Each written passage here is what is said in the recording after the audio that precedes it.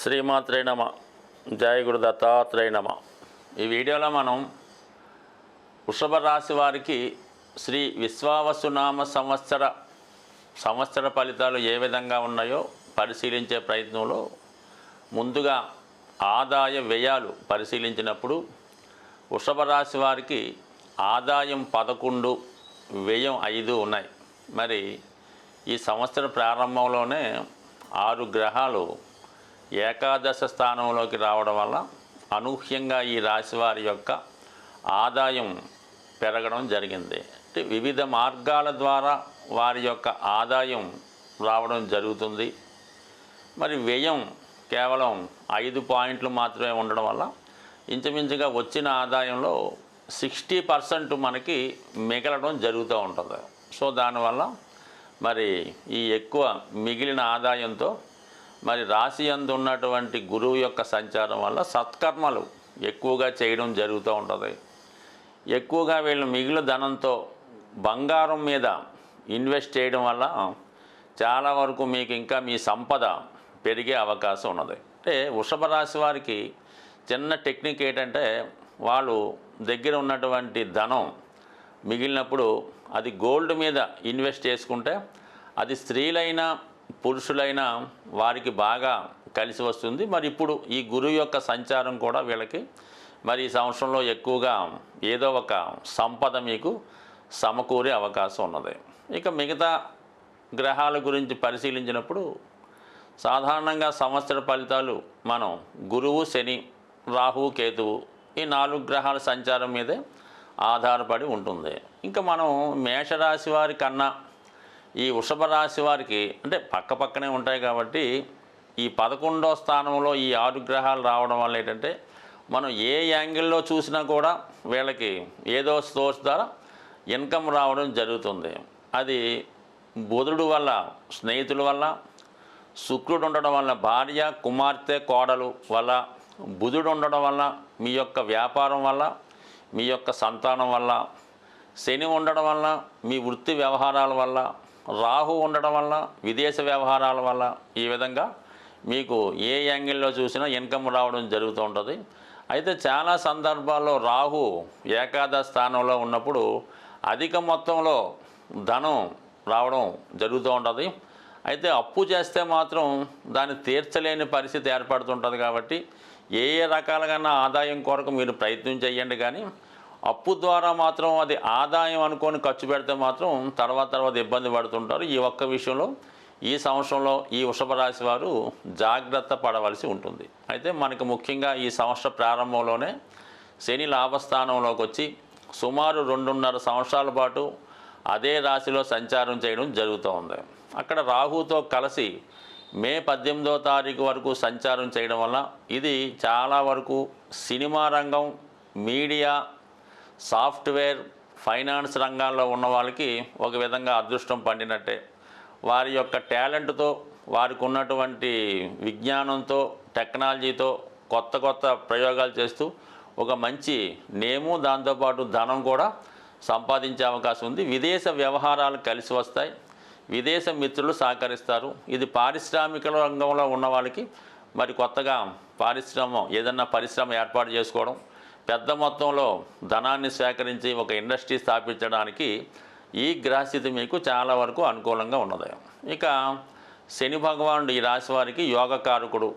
ఒక విధంగా భాగ్య రాజ్యాధిపతిగా లాభస్థానంలో ఉండడం వల్ల అటు ఉద్యోగంలో అభివృద్ధి కలుగుతుంది.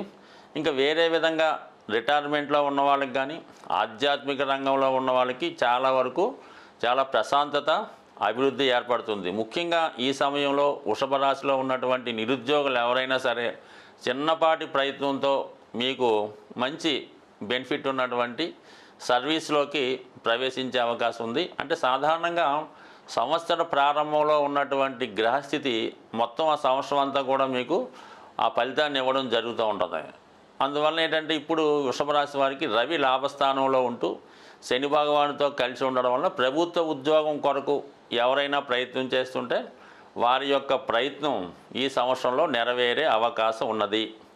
అలాగే ముఖ్యంగా మరి వివాహ సంబంధించిన విషయాల్లో స్త్రీలకి ఎక్కువ వివాహం జరిగే అవకాశాలు ఉన్నాయి.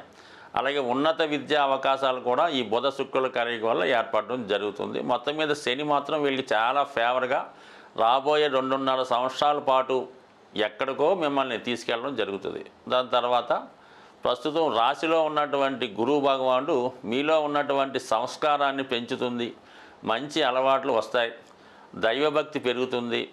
అయితే ఏంటంటే ఒక మంచి గురువు లభించడం వల్ల మీరు జ్ఞానాన్ని పెంచుకునే ప్రయత్నం చేస్తారు. అంటే 1, 5, 9 భావాలు యాక్టివేట్ అవ్వడం వల్ల పూర్వపుణ్యం కలిసి వస్తుంది. పిల్లల యొక్క అభివృద్ధి మీకు ఆనందాన్ని కలిగించే అవకాశం ఉంది. వ్యక్తిగతంగా సంతానాన్ని ఆశించే దంపతులు ఈ సమయంలో సంతానం కొరకు ప్రయత్నం చేస్తే ఈ సంవత్సరంలో వృషభ రాశి లేదా వృషభ లగ్నం వారికి సంతానం కలగడం అన్నది 100% షూర్గా జరిగే అవకాశం ఉంది. దానికి ప్రారంభ గ్రహస్థితి లాభస్థానంలో రవి ఉండడం, మరి రాశి అందున్నటువంటి గురువు పంచమాన్ని వీక్షించడం, ఈ పంచమాధిపతి కూడా ఏకాదశంలో ఉండడం, ఇవన్నీ కూడా మన వృషభ రాశి వారికి సంతాన భాగ్యం కలిగించే అవకాశం ఉంది. ఈ పూర్వపుణ్యం యాక్టివేట్ అవ్వడం వల్ల, మరి పూర్వపుణ్యం కూడా కలిసి రావడం వల్ల మీ పిల్లలు కూడా అదృష్టవంతులు అవ్వడం జరుగుతూ ఉంటుంది.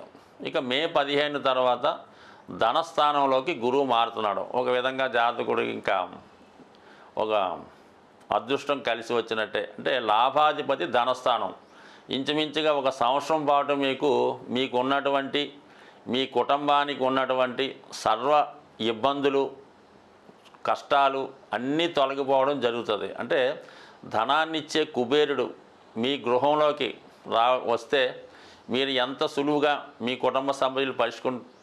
కుటుంబ సమస్యలు పరిష్కరించుకుంటారో అంత ఈజీగా మీకు ధనయోగం పట్టబోతుంది. అది వ్యక్తిగతంగా మీకు కానీ, అంటే ఎక్కువగా మీకే మీ యొక్క వృత్తి ద్వారా, వాక్చాతుర్యం ద్వారా కుటుంబ సభ్యులతో ఆర్థికంగా మీరు ఎదగడం జరుగుతుంది. అంటే ఒక నిధి లాంటిది మీ కుటుంబానికి లభించినట్టే అనుకోండి. అలాగే మీ కుటుంబ సభ్యులకు కూడా ఏదో ఒక ఆదాయం పెరగడం, వాళ్ళకి ఏదో ఉద్యోగం రావడం, దానివల్ల కొంత ఫైనాన్షియల్ బర్డెన్ మీకు తగ్గుతుంది. అలాగే మీకు కొంత మిగులు ధనం కూడా కనబడుతూ ఉంటుంది. అందుకనే మీకు ఈ సంవత్సరం ఆదాయం 11 పాలు రావడం జరుగుతానికి కారణం ఏంటంటే ధనస్థానంలో గురువు రావడం, ఏకాదశంలో శని రాహులు, ఇవన్నీ మిమ్మల్ని అన్నీ కూడా ఆర్థికంగా చాలా ఎదుగుదలకి కారణం అవడం జరుగుతుంది.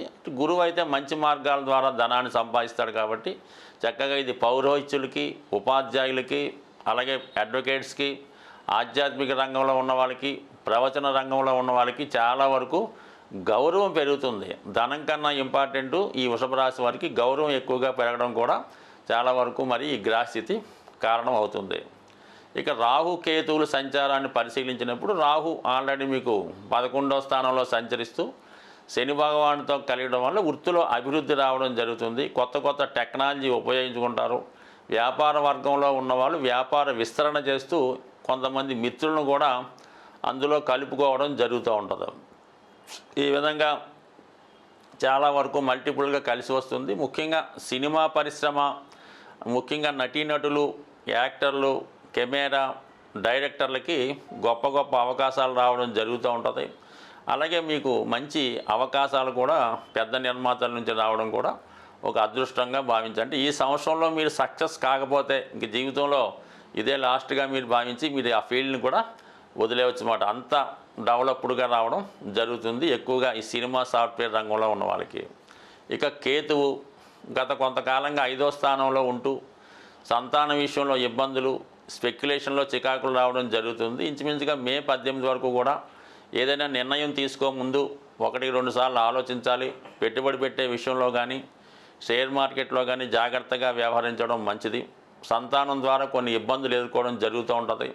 మీకు ఇష్టం లేని కార్యక్రమాలు చేయడం వల్ల కొంత మనస్తాపానికి గురవుతుంటారు. అయితే గురు దృష్టి ఉండడం వల్ల నో ప్రాబ్లం, పర్వాలేదు. కానీ తర్వాత ముందు చెడు, దాని తర్వాత మంచి జరుగుతూ ఉంటుంది. అటువంటి కేతువు కూడా మరి నెల 18వ తారీఖున చతుర్థ స్థానంలోకి రావడం వల్ల స్థిరాస్తి కొనాలనే మీ ప్రయత్నం ఈ సంవత్సరంలో నెరవేరబోతుంది. మే 18 తర్వాత చతుర్థంలోకి మరి మన కేతు భగవానుడు రావటం, చతుర్థాధిపతి రవి ప్రస్తుతం ఏకాదశ స్థానంలో ఉండడం వలన కంపల్సరీగా మీరు ఈ సమయంలో ఒక స్థిరాస్తి కొనడానికి కూడా ఈ గ్రహస్థితి ఉపయోగపడుతుంది. మరి కొంతమందికి వృత్తిరీత్యా కొంతకాలం పాటు ఏదైనా విదేశంలోనూ ఇతరుల యొక్క నివాసంలోనూ నివసించవలసి ఉంటుంది. బట్ ఏదైనా వృషభ రాశి వారికి ఈ సంవత్సరం ఎప్పుడూ లేని విధంగా సుమారు 100 సంవత్సరాల తర్వాత ఇంత గొప్ప అదృష్టయోగం ఈ రాశి వారికి ఏర్పడింది. సాధారణంగా గ్రహాలకి మనం పరిహారాలు చేస్తున్నప్పుడు